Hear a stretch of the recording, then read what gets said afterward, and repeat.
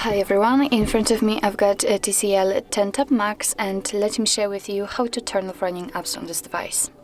So basically all you have to do is to simply open the recents, and depending on what kind of navigation type you've got set, you can do it differently. So if you've got the 3 buttons navigation, then simply find the button with the 3 bars icon and tap on it, and thanks to this you will open the recents. But if you've got the gestures, just like me, so as you can see I do not have any kind of buttons, then you will have to swipe your finger up gently and hold it somewhere here, just like that. And on the left side you can see the part of the window of our app, and after releasing the finger we can enter the recents.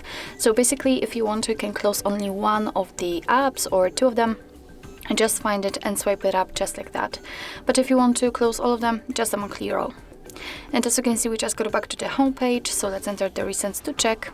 And here we've got almost no recent items, just like here. So it means that we just successfully closed all background apps.